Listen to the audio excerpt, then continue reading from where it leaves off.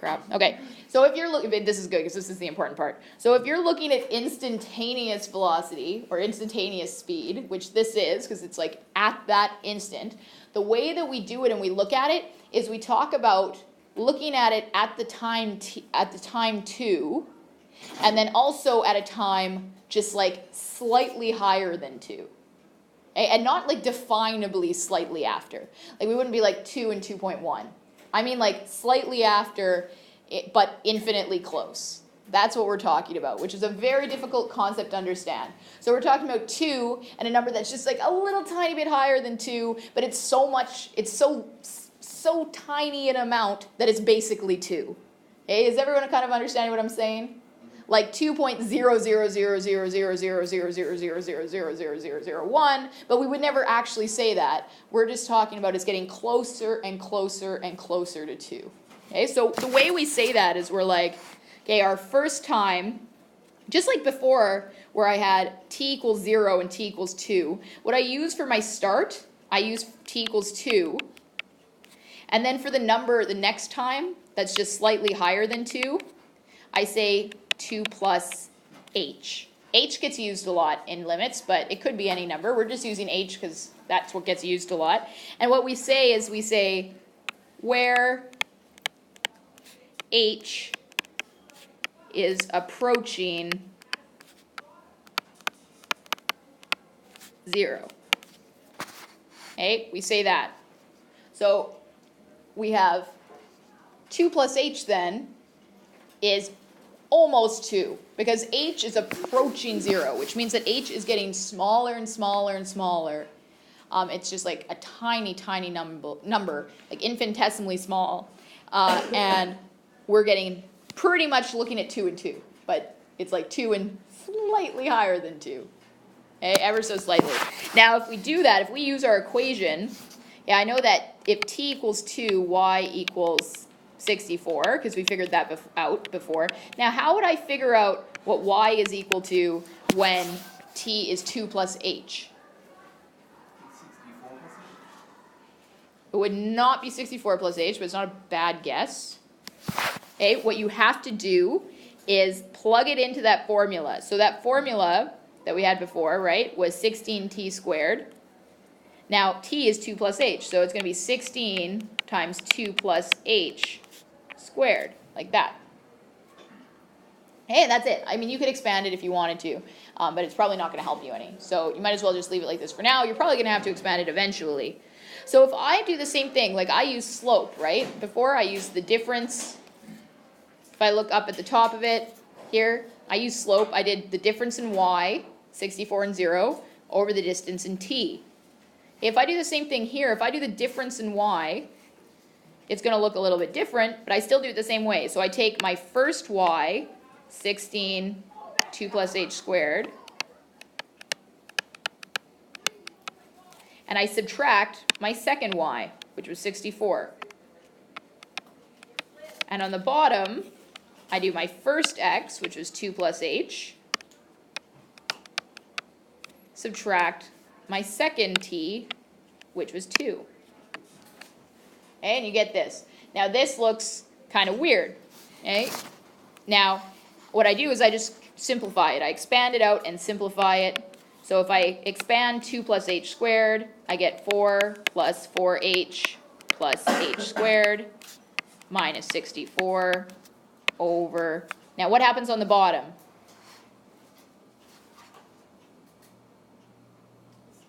It's just h. The 2's cancel and I have just h there.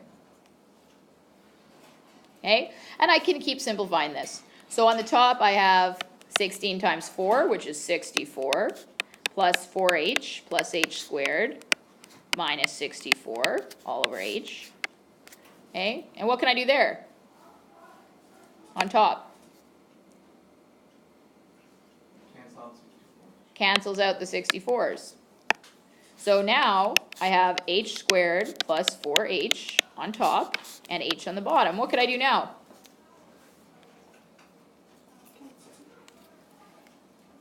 What can I cancel?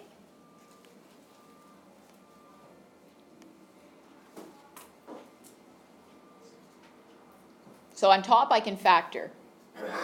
What can I factor out of the top? An h. So it becomes h and h plus 4 over h. And those cancel off.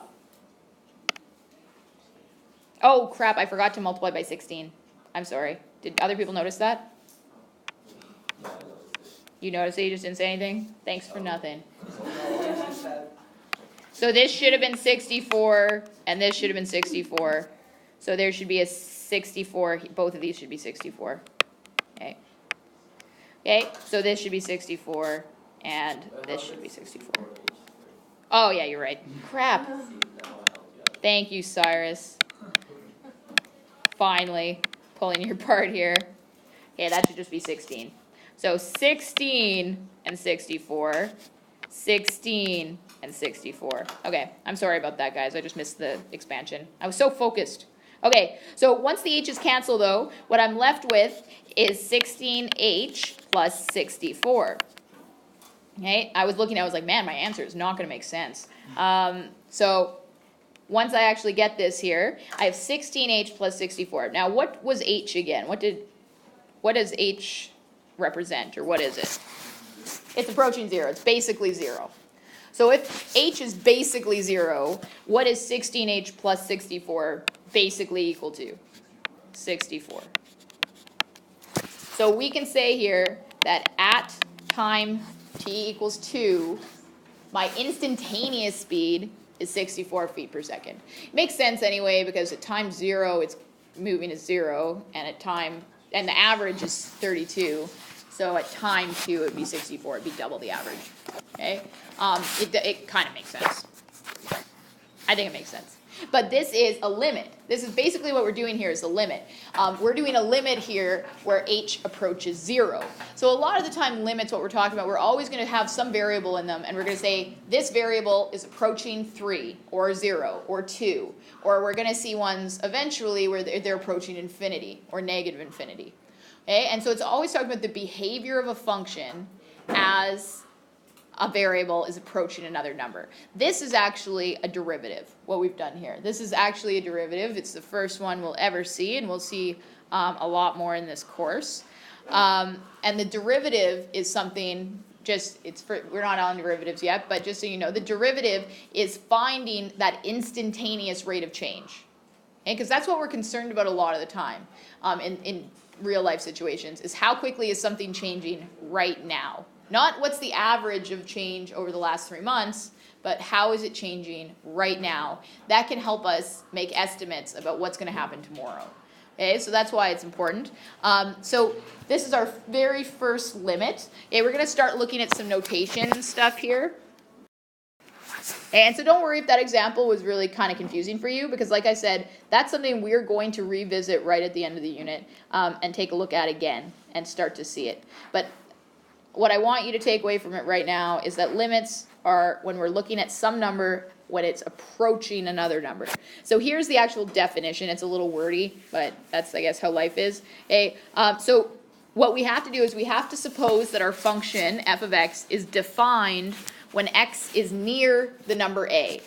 What that means is that it has to be defined on an open interval that contains a, but it does not have to be defined at a. So sometimes you'll see functions that have holes in them. In this course a lot we'll see them, points of discontinuity. That's what we call them. So you'll have something like a graph like this with a hole in it. Okay, and maybe that is at point A. Okay, now that hole is fine. It can still have a limit, because if I look around A, the function exists. Okay, so it needs to exist and be defined near A, but not necessarily at A.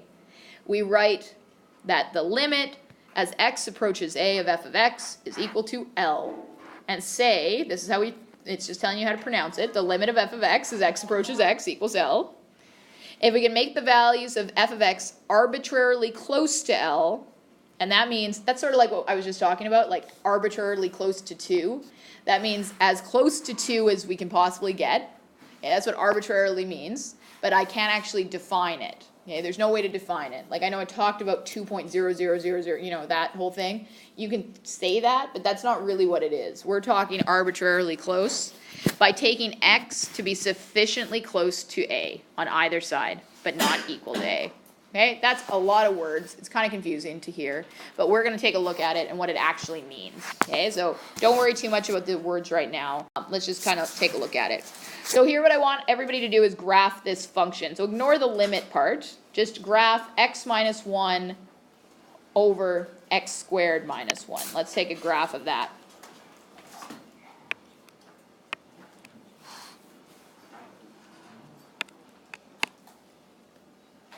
Where the heck is Haley? Did you guys say she was coming? She said she may not. She just may not? Like, what, there was like no reason given for it or anything? I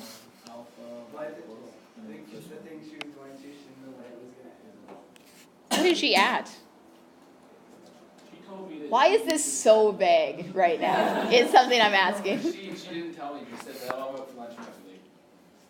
That's what she said? That's Wow. me. I don't know who she's with. A boy. Is it a boy? Sawyer knows. Man. Gonna have to have a conversation with her parents. Okay. Okay, so you probably got something that looks a little bit like this. If a boy is trying to talk you into not going to calculus, that boy is not worth it. Okay, okay, so we have it here. This graph, everybody has this on their screen? Something that looks similar to this? What? Then you typed it in wrong. Did you type in x minus 1 over x squared plus 1? Oh, I didn't. Plus, it says minus 1. Oh, minus 1? Yeah, type that though. Did we type that in? On the bottom, we have a plus or minus. Minus. Type it in the way it looks. Yeah, Then that's not what it is. Oh, it's on the bottom. Okay. Sorry, guys. Okay. I said you were wrong. I'm sorry. I was wrong. So it's got an asymptote here, right? Yeah. And it looks like that. Cool. Just as good. Even better, in fact. Can't believe Haley's not here. It's throwing everything off. Okay. So we have this looking graph. Now what I want you to do, okay, if we want to know the limit as x approaches 1, because that's what it says. What that means is at the value of 1 on the x-axis, so let's say it's there, we want to know approximately what is the value of the graph there. Now, it doesn't have to be the actual value. That's what's tricky about limits. It doesn't have to be the actual value. It's like, what is the value of the graph around that point? Okay, which is a really weird way of saying it. But let's try it right now. So if I was just looking at this graph and I wanted to know what's the value of this graph at 1, what would I do? Trace 1, enter. Let's try that. So press trace 1, enter.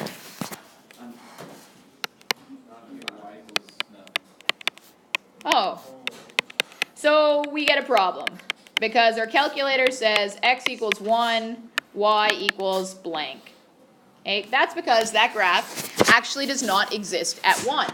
Okay, there's no value there. If I tried plugging in 1 into the original equation, I would get 1 minus 1 is 0, 1 minus 1 is 0, and that obviously is not a real value, 0 divided by 0. Haley, we were just talking about you. Yes, I heard you were with a boy and that he told you not to go to calculus. What? I don't know if that part was true. I was sort of exaggerating what I was told, but still, you've missed some very important things. Okay. You need to make better choices, Haley. So here we have a graph where the value does not actually exist at where we're looking at. But what we want to know is what is the value really close to that, like around it. So how could I check that? 1.5 is maybe a little far. Like 1.0001 would be good. So let's try that. Trace 1.001. However many zeros is fine. What do you get? 0.49. Just 0.49 exactly? So it's a bunch of 9s. So if I'm looking at 0.49999, what's that pretty much the same as? 0.5. Okay? The limit, this limit, this limit is equal to 0.5 because the graph near x equals 1 is 0.5. That hole that we have is at 0.5. Okay? It's a missing hole, so the graph itself isn't equal to 0.5, but the hole is equal to 0.5. If we wanted to fill the hole, that's where we draw the point. Okay? Does that make sense a little bit? So limits exist even where a function does not exist, and that's really important. It probably doesn't make sense to Haley because she missed the first part of class. Conrad.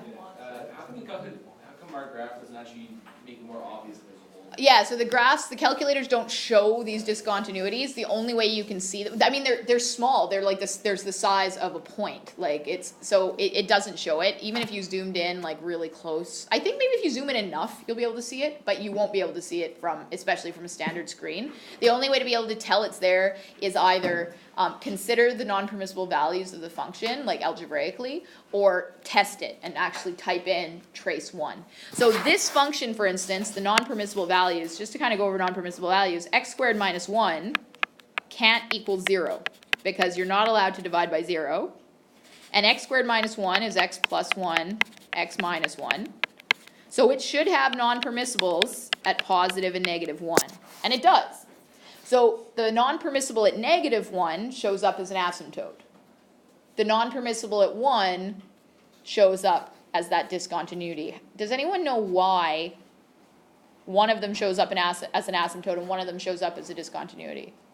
It's the same on the top and bottom. Yeah, that's right. So what would happen here if I was trying to simplify this expression?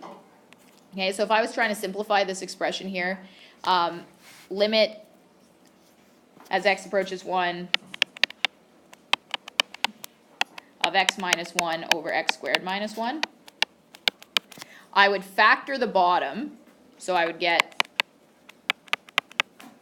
x minus 1 over x squared minus, x plus 1, x minus 1. I was just writing it out again. Maybe I just read it forever. Okay, and then the minus ones would cancel, and I'd be left with 1 over x plus 1.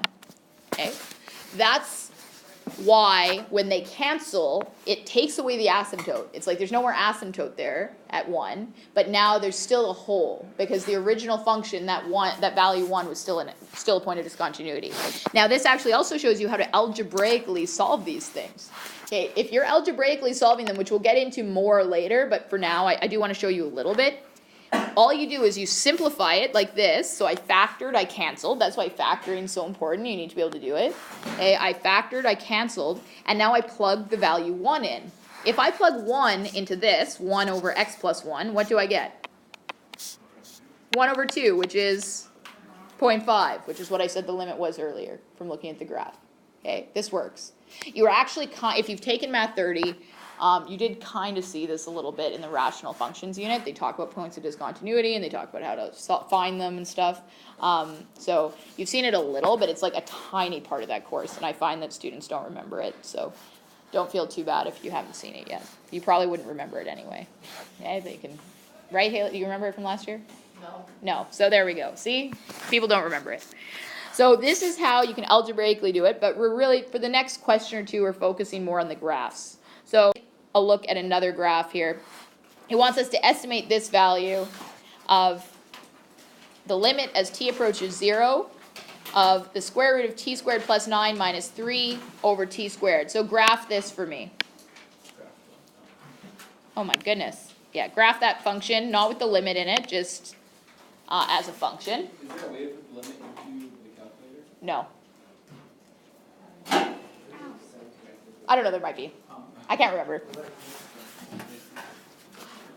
I could find out really fast, though. I know where it would be if it was.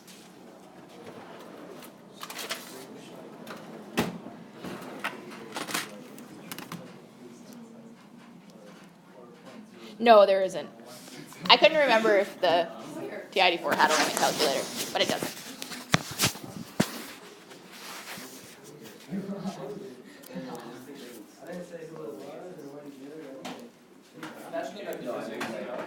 So one of you graphed something different, probably? Your windows are different? the top and the bottom. Or that your calculators are different models, kind of thing, yeah. That's fine. Oh, yeah, it's not Google. Yep. I'm only slightly late, right? I'm not one of those. Are you kidding? You were really late. I was like 20 minutes late. That, you said over 30 is late. Okay, then yeah, sure. Okay, so if I look at this, it looks kind of like there's just like it's slightly above the x-axis, right? It's kind of hard to see. So I would maybe change my windows so that I'm not, my y scale isn't so big. It's not from 10 to negative 10. I would maybe change it from like -1 to 1 because I can tell that all the action is sort of happening in there. That's going to give me a better idea of what's going on with this graph. Okay, so if I change it to that, and you could change your x-axis as well if you didn't want it to go out so far, like you go from -5 to 5, it doesn't really matter. But when I take a look at this graph a little closer, it looks sort of like that, right? Just like really like slow slant up, slow slant down. In the middle, it's kind of hard to see what happens. If you want to zoom in on that, we could. Like we could zoom right in on that top part. A bunch of times even if you wanted to, and you could kind of see what happens as you get closer and closer. Now, what does happen, if we plug in 0, we have the same situation, right? Like I can see it's going to be a non-permissible value. If I plug 0 into this equation, I will definitely have 0 on the bottom, right? Like 0 squared is 0. So if I hit trace 0, this function just doesn't exist there as well. So again, on your calculator, when you're estimating, if you're just estimating a limit, all you want to do is check a value very close to the limit value. So very close to 0, and like, you know, I know 0.1 is very close to 0, or it feels very close to 0, but I'm talking like closer than that, like 0.00001, like many zeros. You can't go too many zeros, like there's no such thing. So spend some time. Now, actually I guess there is, because I just got a very strange answer that clearly wasn't right.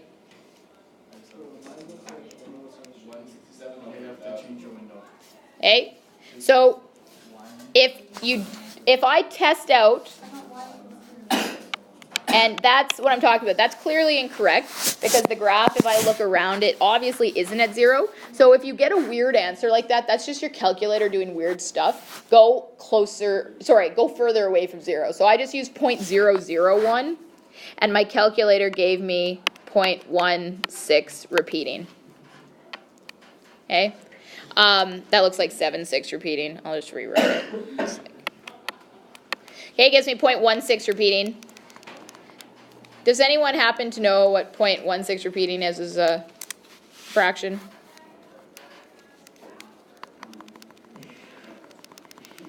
No? It's 1/6, so. Isn't it, could it also be 167 over No, because it's not the same as 1/6. 167? But it's not 0.167 exactly.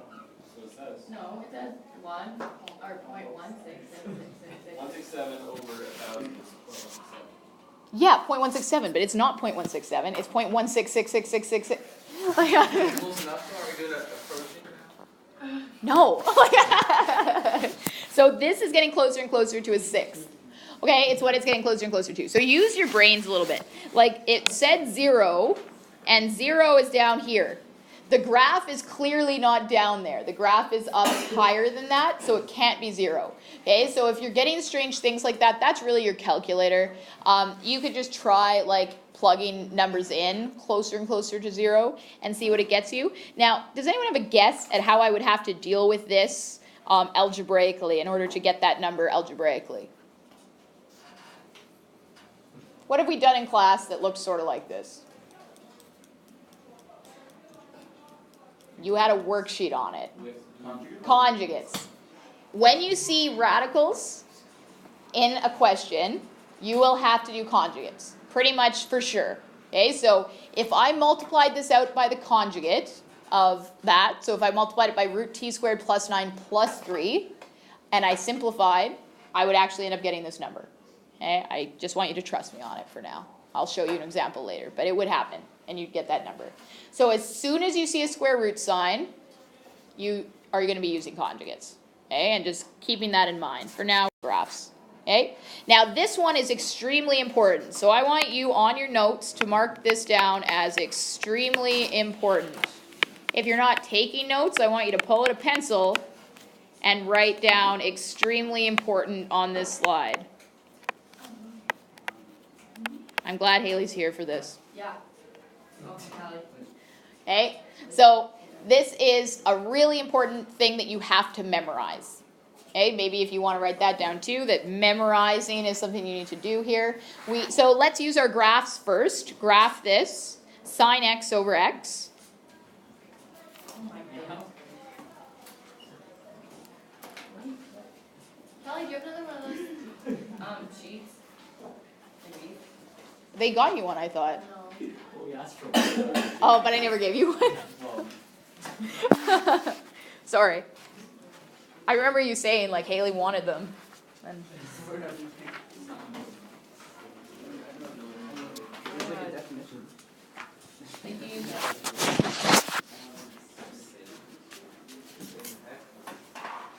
okay, and so if I do the same thing and I go quite close to 0,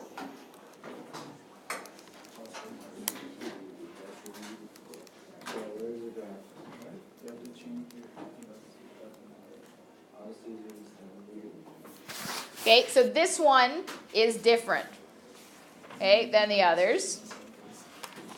So if you try doing that, you'll notice that you get some interesting things.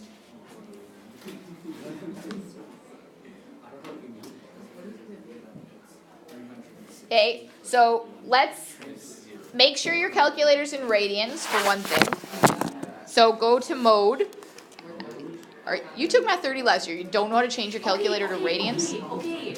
Callie. Like, no wonder the departmental didn't go well. Like, Trig's gonna be really brutal if you don't know how to switch back and forth. That's not about your brains, that's just you didn't know how to do something on your calculator. Do you think you knew back then? No? Yeah. Okay. So. It's not good.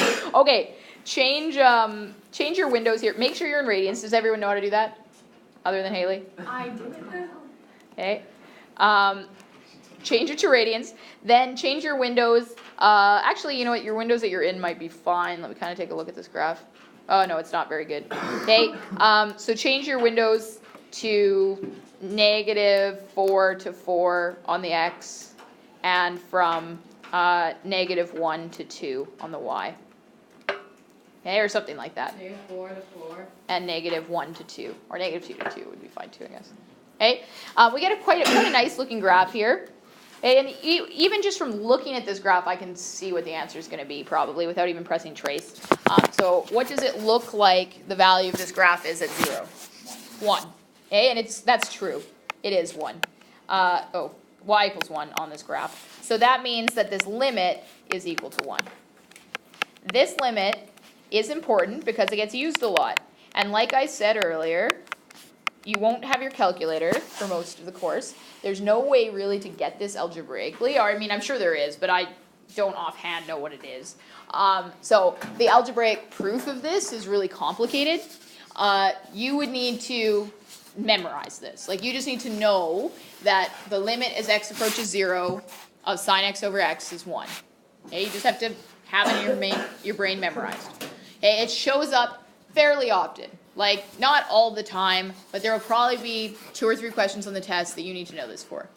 So having this one memorized, and there's not very many limits that you have to have memorized. This is pretty, like, there's maybe 2 or 3. This is the big one. Okay, so just knowing this makes life easier. And we can see it in the picture why.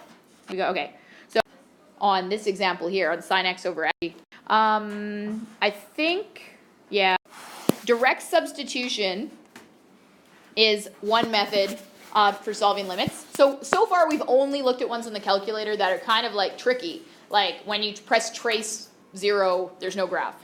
Sometimes though, when we're finding limits, the limit is just exactly equal to what the graph is. Like if the graph doesn't have any discontinuities, then the limit is just equal to the function. So for instance, just as an example, it's not on this page, but if I was looking at y equals x squared,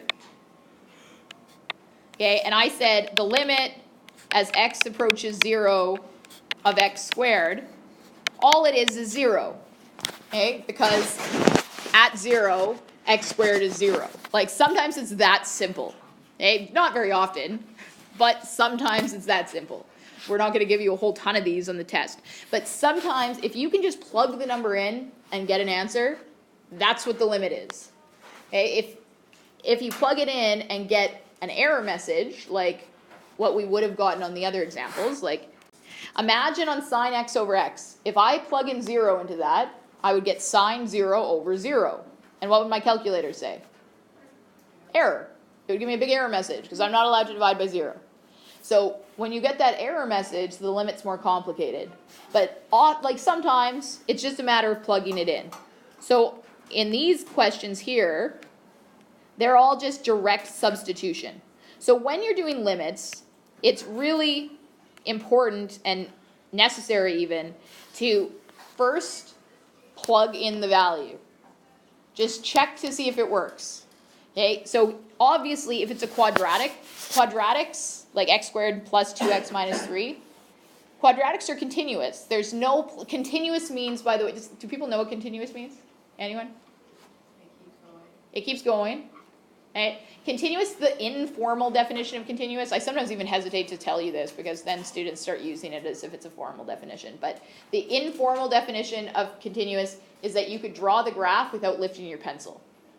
So if there's a hole in the graph, you would have to lift your pencil over that hole. That's not continuous.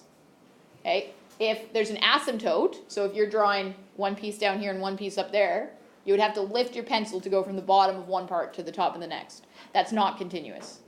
Okay, so a quadratic, because it's just that U shape and there's no holes, is continuous. So since it's continuous, I can just plug the value in. So all I do is I directly substitute. So it's 25, 35, 32. Wait, what? I just plugged it in. Oh, what? 5. Okay, 5. This number down here. Yeah. I plugged it into x. Oh, okay. Okay?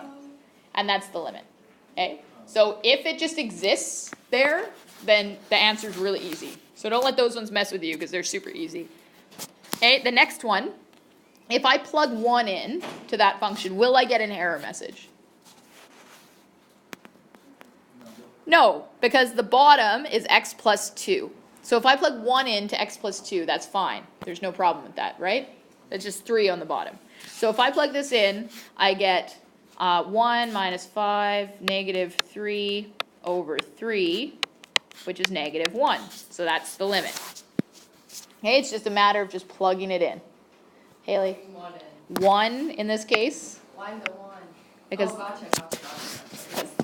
yeah, it's because you missed the first little bit. I'm sorry, Kelly. I won't have to get it. I really hope not. Okay, so if we have a square root like we do here, okay, that 3, the 3 down there, plugs in to my radical. So I get 9 plus 3 is 12, so it's root 12.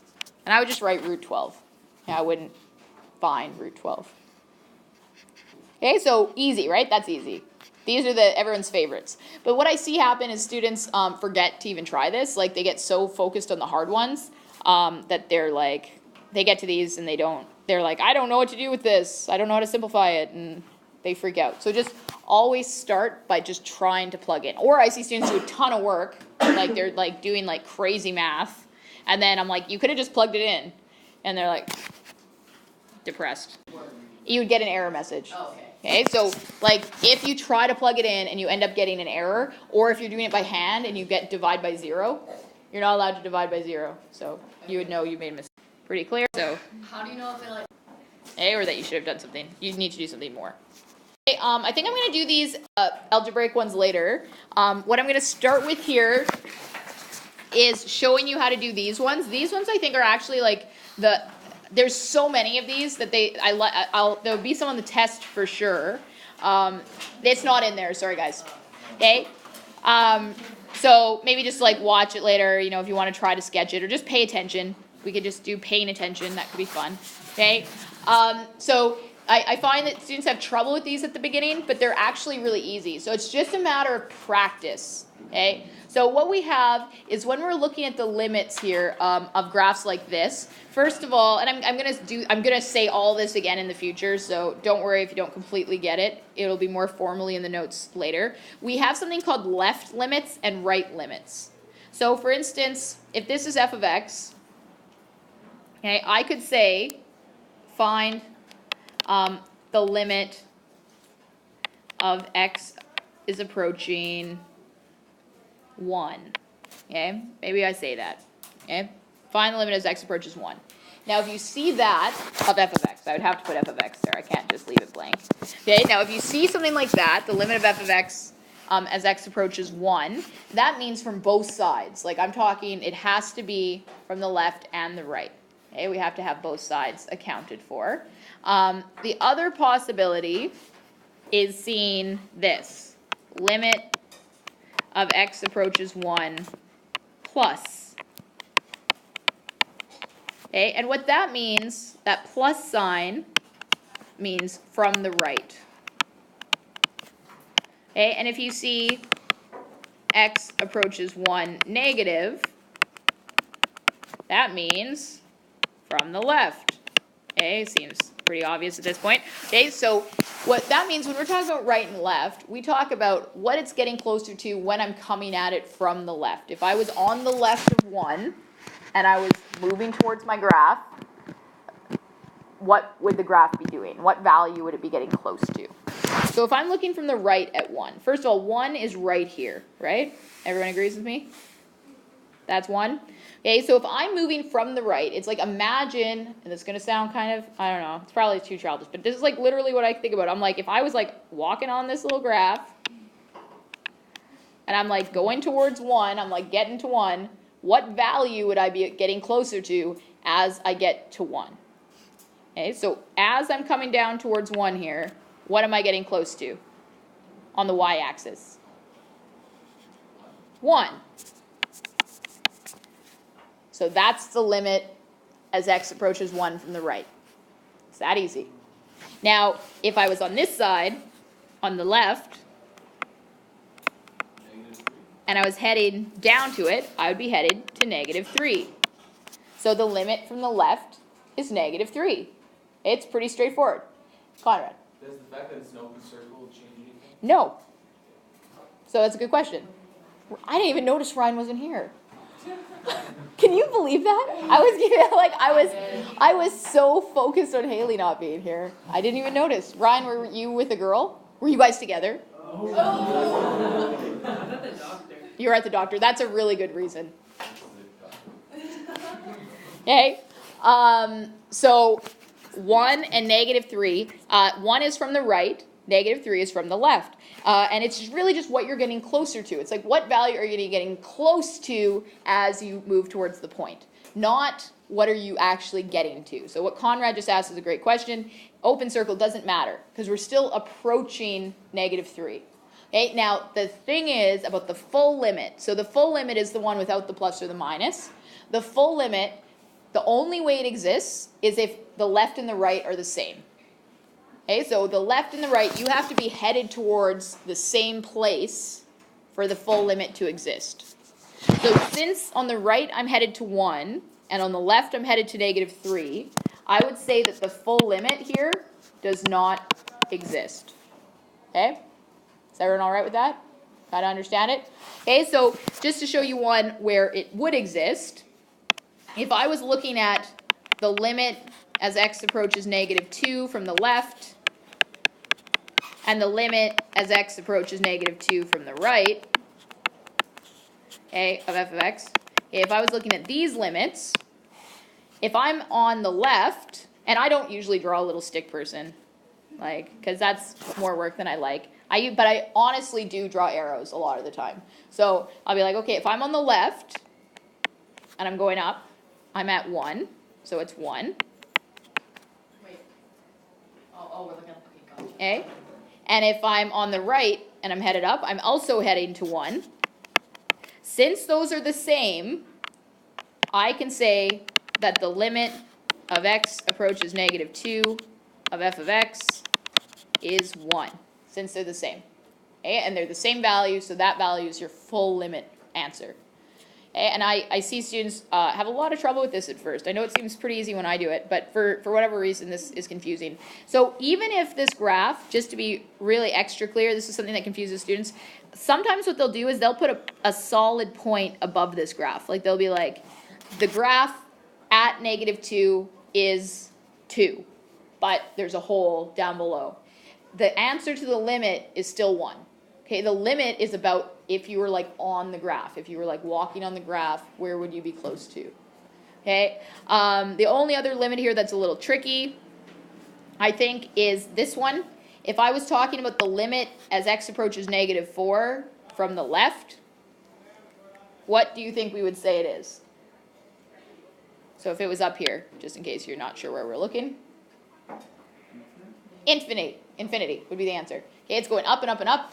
It's headed towards infinity. So I would say that the limit there at -4 is infinity. Okay, so we're getting into some limit stuff. This graph stuff, I'd like everybody to just do a little bit of practice at. We'll be looking at it a lot more after the test next week. So, but I'd like everybody to get just a start on it. This is like, everybody's seen Mean Girls? Because this is like that big moment in her math contest. The limit does not exist.